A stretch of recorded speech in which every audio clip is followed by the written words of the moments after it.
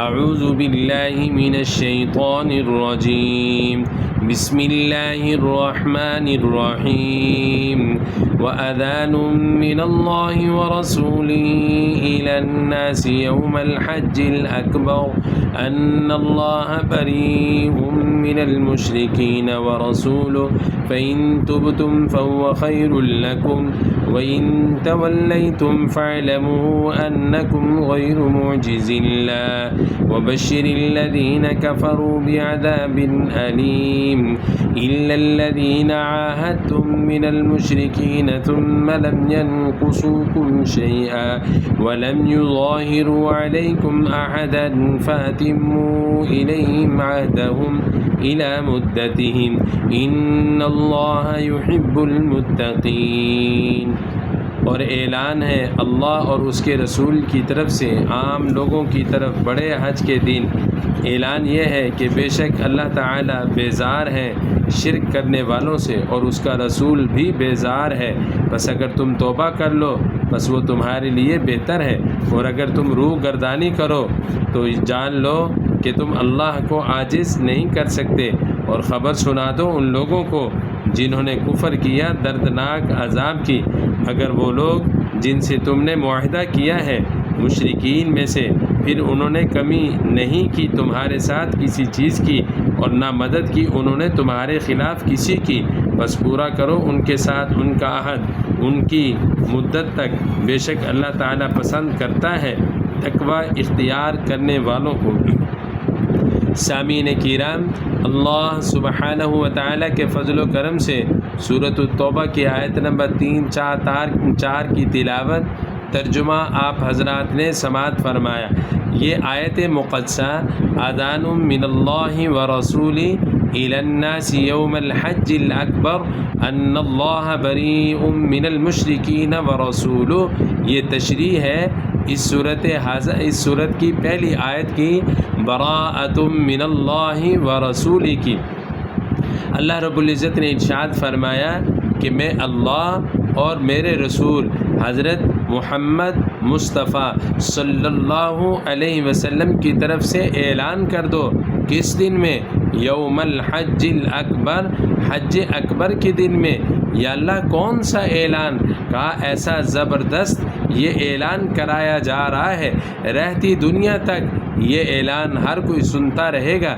چنانچہ ہم مشاہدہ بھی کرتے ہیں کہ رسول اللہ صلی اللہ علیہ وسلم نے جو باتیں ارشاد فرمائیں حق اور سچ ہے اور ویسے ہوتا چلا آ رہا ہے۔ ارشاد فرمایا جب حضرت سن 8 ہجری میں سیدنا ابو بکر رضی اللہ تعالیٰ عنہ کو حضور صلی اللہ علیہ وسلم نے اپنی طرف سے نائب امیر بنا کر بھیجا، اور حضرات ان کے ساتھ حج بیت اللہ کی سعادت حاصل کرنے کے لیے گئے، اور پیچھے سے حضرت علی رضی اللہ تعالیٰ عنہ کو بھی بھیجا کہ جاؤ یہ آیات ابو بکر کو سناؤ اور اعلان کرو مکہ کی گلی گلی میں۔ اور چنانچہ حضرات صحابہ کرام نے مکۃ المکرمہ کی گلی کوچوں میں، میدان عرفات میں، مزدلفہ میں اور اسی طرح مینا میں جگہ جگہ اعلانات کیے۔ اللہ کے نبی نے کیا اعلان کرائے؟ سوال ہوتا ہے۔ ارشاد فرمایا پہلا اعلان یہ کرایا اللہ یطوفن بالبیت عریانا، کہ بیت اللہ شریف کا ننگے برہنہ طواف نہ کرنا، کہ جو بندہ بھی بیت اللہ شریف کا طواف کرنے کے لیے آئے تو وہ ننگا طواف نہ کیا کرے۔ حالات یہ تھے کہ مکۃ المکرمہ سے مشرکین مکہ کے پاس جب باہر کی دنیا آتی تھی طواف کیا کرتے تھے برہنہ ہو کر۔ پوچھا گیا تم ایسا کیوں کرتے ہو؟ کہا کرتے تھے کہ جن کپڑوں میں ہم گناہ کرتے ہیں ان کپڑوں کے ساتھ ہم طواف بیت اللہ کی سعادت حاصل نہیں کر سکتے۔ چنانچہ جب انہیں اچھے کپڑے نہ ملتے تو پھر یہ کام کیا کرتے تھے۔ کوئی پوچھتا ایسا کیوں کرتے ہو؟ کہا کرتے تھے واللہ امرنا بہا، اللہ نے ہمیں اس چیز کا حکم دیا ہے۔ حالانکہ ان اللہ لا یأمر بالفحشاء، اللہ تعالیٰ تو بے حیائی کا حکم نہیں کرتا۔ اللہ سے بڑھ کر حیادار کون ہو سکتا ہے؟ اللہ تعالیٰ تو نیکی کا حکم کرتے ہیں۔ یہ سارے کے سارے شیطان کے وسوسے خیالات تھے۔ اللہ کے نبی نے اعلان کرایا کہ بیت اللہ شریف کے پاس اب جب بھی آؤ باادب ہو کر آؤ، کپڑے پہن کر آؤ، چنانچہ طریقے بھی بتلائے کہ اس طرح آؤ، بیت اللہ شریف کا طواف کرو۔ دوسرا اعلان یہ کراؤ، انما المشرکون نجس فلا یقربوا المسجد الحرام بعد عامهم ھذا، کہ اب کے بعد مشرکین بیت اللہ شریف کا طواف نہیں کریں گے۔ کہا یہ اللہ کے نبی نے، اللہ تعالیٰ نے ان کو نجس قرار دیا۔ ایک ظاہری طور پر ناپاکی ہوتی ہے، ایک روحانی طور پر ناپاکی ہوتی ہے جسم کے کسی حصے پر، اور اسی طرح کپڑے پر کہیں گندگی لگ جائے، سلیم الفطرت اہل ایمان کو سکون نہیں آتا جب تک کہ وہ دھو نہ لیں۔ کہا مشرکین کا حال بھی اس طرح بیان کیا کہ یہ تو روحانی طور پر، باطنی طور پر نجس ہیں۔ کب تک؟ جب تک کہ توبہ نہ کر لیں۔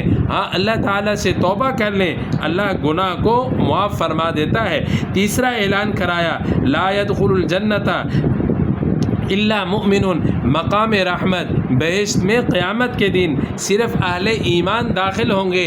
ایمان کے علاوہ کوئی جتنا مرضی عبادت گزار ہو، ریاضت کرنے والا ہو، کبھی بھی جب مقام رحمت بہشت میں داخلہ نہیں ہوگا۔ ایمان بنیاد ہے، ایمان جڑ ہے۔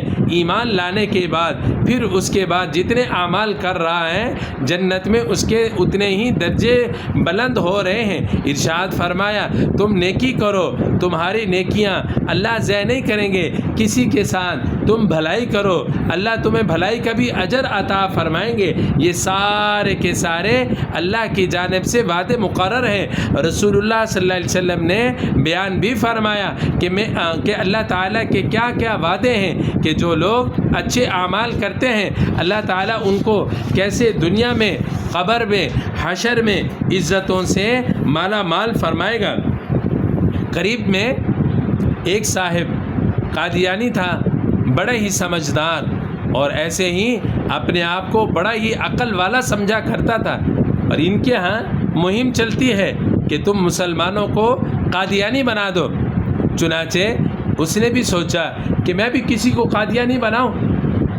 تو ایک سادہ آدمی، بھولا بھالا، اس نے دیکھا یہ میری گرفت میں آ جائے گا، اس کے ساتھ بات چیت شروع کی۔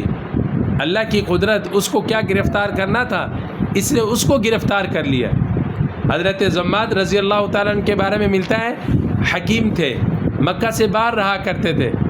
رسول اللہ صلی اللہ علیہ وسلم کی خبر ان تک پہنچی کہ یتیم ہے، نقل کفر نہ باشد، ان کا عقل کھو بیٹھے۔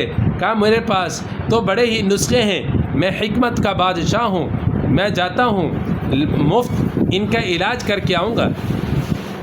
چنانچہ رسول اللہ صلی اللہ علیہ وسلم کے پاس آئے۔ جیسے ہی آئے تو آقا سے کہا، آقا آپ کیا کہتے ہیں؟ اور میں نے تو یوں سنا۔ آقا مسکرائے۔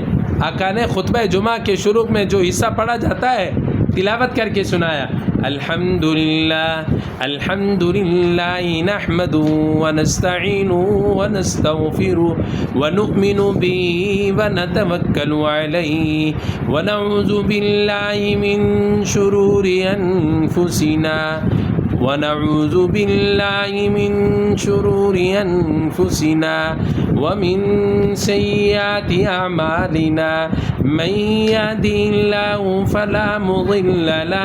جب یہ خطبہ سنایا، حضرت زماد رضی اللہ تعالیٰ عنہ فوراً کلمہ پڑھ کے رضی اللہ عنہ میں شامل ہو گئے۔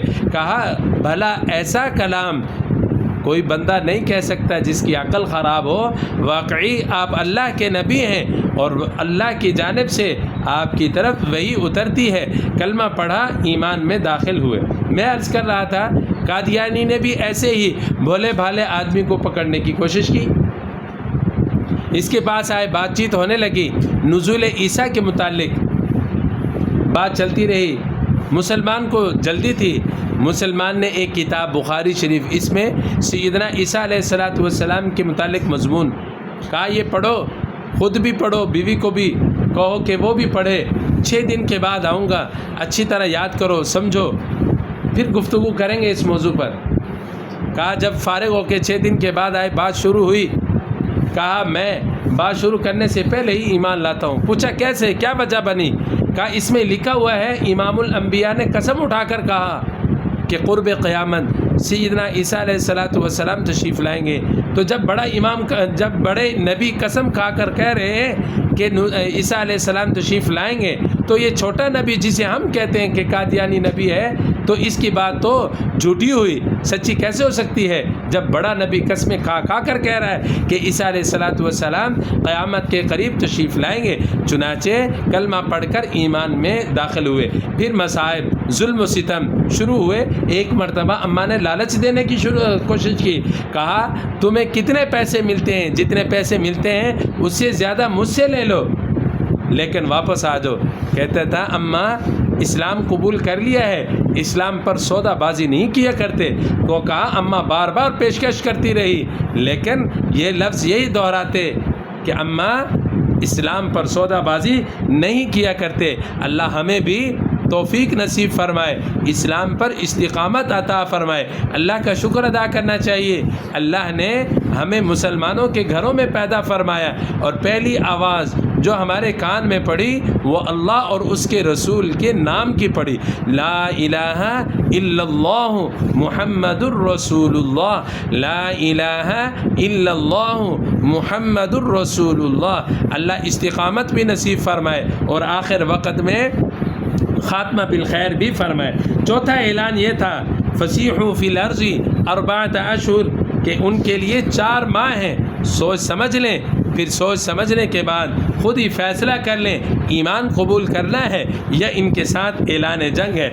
اس آیت مقدسہ میں لفظ آیا حج اکبر کا، یہ بات سمجھ لیجیے۔ اس کے مقابل میں حج اصغر آتا ہے۔ حج اصغر یاد رکھیے عمرہ کو کہتے ہیں۔ ایام حج کے علاوہ عمرہ پورے سال میں کیا جا سکتا ہے۔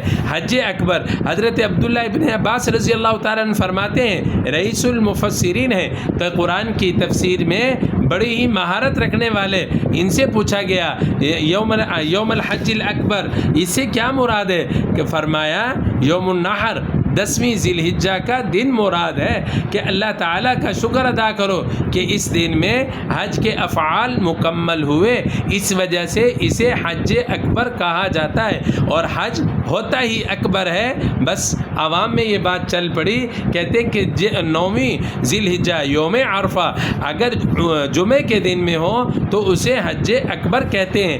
حج ہوتا ہی اکبر ہے، کسی دن میں آ جائے، باقی یہ عوام میں مشہور ہو چلا کا ایک اللہ تعالیٰ نے خود ارشاد فرمایا کہ یوم الحج الاکبر، کہ حج اکبر کے دن، اور حضرت عبداللہ ابن عباس رضی اللہ تعالیٰ اس سے 10ویں ذی الحجہ کا دن مراد لیتے ہیں۔ فرمایا یہ تو ایسے ہی عوام کی غلطی ہے جیسے یہ کہتے ہیں کہ آدمی اپنی طرف سے جانور قربان اللہ کے راستہ میں عید کے دن بعد میں کرے گا، پہلے اپنے ماں باپ کی طرف سے بھی قربانی کر لے، پھر اس کے بعد اپنی قربانی کرے گا۔ حالانکہ کچھ ایسا نہیں، اللہ نے ہمت دے رکھی ہے ضرور قربانی کرے، تو یہ بھی عوام میں ایسے ہی بات ذہنوں میں گردش کر رہی ہے۔ اللہ تعالیٰ سے دعا ہے اللہ تعالیٰ ہم سب کو دین سیکھ کر صحیح سمجھ کر اس پر عمل کرنے کی توفیق نصیب فرمائے۔ وآخر دعوانا ان الحمد للہ رب العالمین۔ بسم اللہ الرحمن الرحیم، الحمد للہ رب العالمین، الرحمن الرحیم، مالک یوم الدین، اللہم صلی علی محمد النبی الأمی وعلی آلہ وسلم تسلیما۔ ربنا آتنا فی الدنیا حسنہ وفی الآخرۃ حسنہ وقنا عذاب النار وقنا عذاب النار۔ رب اغفر وارحم وانت خیر الراحمین، رب اغفر وارحم وانت خیر الراحمین، رب اغفر وارحم وانت خیر الراحمین۔ صلی اللہ تعالی علی خیر خلقی محمد وعلی آلہ واصحابہ اجمعین برحمتک یا ارحم الراحمین۔